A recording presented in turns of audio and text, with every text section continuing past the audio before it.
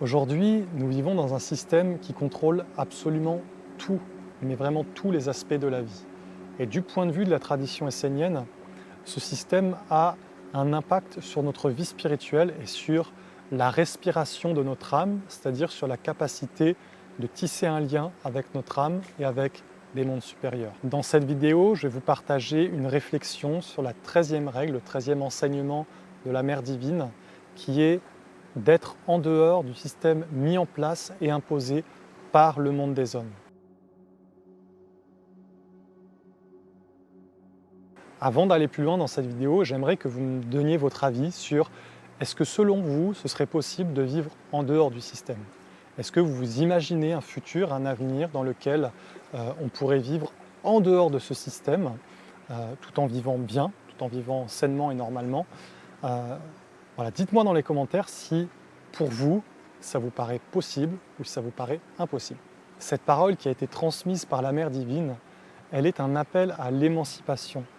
Elle est un appel au fait de ne plus vivre sous la domination de ce système qui nous rend de plus en plus esclaves. C'est une réalité qui nous est montrée. Le monde créé par les hommes, le système qui est engendré depuis des siècles, mais qui est en train d'atteindre une apogée, l'aboutissement de ça, c'est un esclavage. Et ce n'est pas juste un esclavage physique, mais c'est surtout et principalement un esclavage spirituel. Premièrement, dans le monde règne une philosophie de vie qui enchaîne les êtres à un mode de vie qui est coupé de la nature. Ça, c'est une certitude. La première chose qu'on fait quand un enfant naît, c'est de le mettre à l'école. En France, c'est dès qu'il a 3 ans. Et à l'école, on lui coupe le lien animiste qu'il a avec la nature, c'est-à-dire le lien spirituel, naturel, qu'il va avoir avec ses sens, avec sa sensibilité, avec son âme. Donc, à travers déjà l'école, on coupe l'enfant de son âme. Mais ensuite, encore une fois, à travers l'éducation, le système, l'école et tout ce qu'il y a derrière, on va prendre cet enfant et on va en faire un rouage dans le système.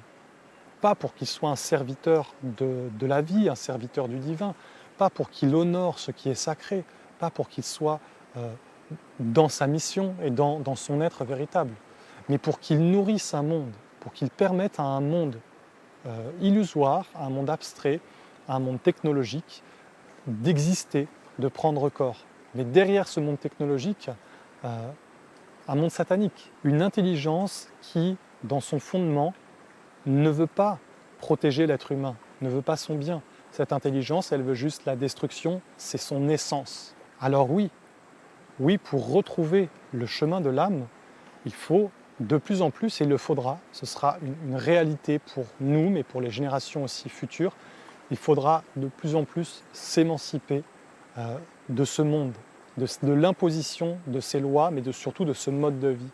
Parce que c'est principalement le mode de vie qui est, on va dire, imposé, qui ne permet pas aux êtres d'être dans la lumière, d'être dans la vérité, donc qui leur coupe de leur vraie destinée, de leur vraie mission. Ce qu'enseigne la Mère à travers cette parole, ce n'est pas un rejet du monde, ce n'est pas un rejet de la société, un rejet des lois, un rejet de la technologie, c'est tout simplement un constat, une réalité. Le constat, c'est que non seulement notre monde est destructeur, c'est une réalité, mais il est un poison pour l'âme. Et ça, c'est un constat, mais un constat de l'âme, un constat d'intelligence supérieure qui montre à l'humanité qu'elle s'est égarée. Et il ne s'agit en aucun cas de rejeter l'évolution, de rejeter l'avancement ou de rejeter la société. Il s'agit de regarder les choses en face. Il s'agit de regarder avec les yeux de la vérité et de savoir avec qui tu veux vivre, pour quel monde tu veux vivre, qu'est-ce que tu veux donner aux générations futures. Est-ce que tu veux leur donner un monde où on sera tous connectés dans notre cerveau avec des fils à des ordinateurs, un monde où on aura tous des puces dans notre cerveau avec de l'intelligence artificielle, un monde où on sera tous génétiquement modifiés pour vivre plus longtemps, pour avoir des capacités augmentées, un monde de séparation, un monde d'exploitation, un monde d'esclavage, un monde où la seule façon de régler les problèmes, c'est par la guerre et la destruction, parce que sachez-le, c'est ce qui est en train d'arriver dans le monde, c'est ce qui est en train de s'installer, c'est qu'on ne peut régler les problèmes que par la destruction. Ça, c'est le monde des hommes. Ça, c'est le monde qui nous est imposé, qui est engendré par les hommes. Mais il y a un autre monde, il y a un autre avenir, il y a un autre futur. Et la mer, elle nous montre ça, elle nous montre cette autre destinée de l'humanité, qui est un monde de valeurs, un monde de respect, un monde de vertu, un monde où les hommes sont droits, où les hommes sont vrais, où ce n'est pas le mensonge qui gouverne, mais où c'est la royauté, où c'est la noblesse et la dignité. Un monde où les femmes sont dans la douceur, où elles incarnent les vertus de la mère, où elles incarnent le principe féminin à la perfection. Un monde où chaque être peut être ce qu'il est, libre, où il peut réaliser sa mission, où il peut vivre avec son âme. Un monde où la nature n'est pas asservie, où les animaux ne sont pas tués et exploités. Un monde où on peut simplement vivre en harmonie avec les autres mondes, avec les autres règnes, avec la vie, avec l'existence. Je sais que cette parole, elle va résonner dans beaucoup d'entre vous qui vont regarder mes vidéos, parce qu'on aspire tous à une autre façon d'être au monde, à une autre façon de vivre, à un nouveau monde sur la Terre, c'est une certitude. Moi, je n'ai jamais voulu de ce monde, déjà depuis mon enfance, de ce monde qui apporte l'esclavage, la destruction, la guerre, où il n'y a pas en réalité de respiration pour l'âme. Alors je sais que ce message va résonner en chacun d'entre vous, mais sachez que là, la mer parle d'une réalité concrète. Construire un autre monde, c'est concret, c'est réel. Il faut se lever, il faut soi-même s'individualiser, il faut travailler sur soi, se transformer, mais aussi être actif à l'extérieur et vouloir participer activement à la création de ce nouveau monde. Ce n'est pas juste spirituel intérieur ou ce n'est pas juste matériel et extérieur, c'est une association des deux. C'est une vie intérieure unie avec des mondes subtils, avec des valeurs et des vertus divines qui te conduit à agir à l'extérieur, à bâtir, à créer et à faire apparaître dans le monde extérieur ce que tu portes intérieurement comme valeur, comme vertu et comme idéal sacré. Pour moi, ce 13e enseignement, c'est à la fois un idéal grandiose, mais c'est aussi un point de concentration pour toute ma vie et pour ce qu'on doit réaliser, pour ce que les êtres qui aspirent à la lumière doivent réaliser. Alors après avoir regardé cette vidéo, vous vous direz peut-être, le monde et le système dans lequel on vit, il ne faut pas le combattre, il ne faut pas le rejeter, il ne faut pas le condamner, mais il faut simplement comprendre qu'il ne porte pas la semence de la divinité et qu'il porte en lui le pouvoir, la destruction, le mensonge, la domination, l'esclavage, l'asservissement, l'exploitation.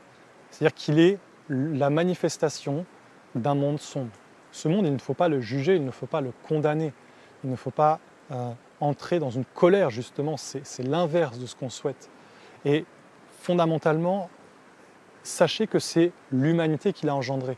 Donc on ne fait que récolter que ce que l'on a semé dans des vies passées, que ce que nos parents, nos grands-parents, mais en réalité c'était nous dans d'autres vies.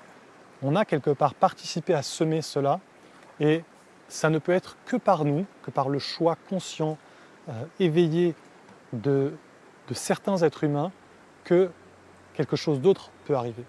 Alors pour répondre à la question que je vous ai posée en début de vidéo, moi je pense qu'il est possible de vivre un autre monde, mais je pense qu'il faudra de nombreuses générations avant que cela arrive. Et que ce n'est pas un petit travail, ce n'est pas quelque chose que l'on peut faire en 2 ans, en 5 ans, en 10 ans, même en 30 ans.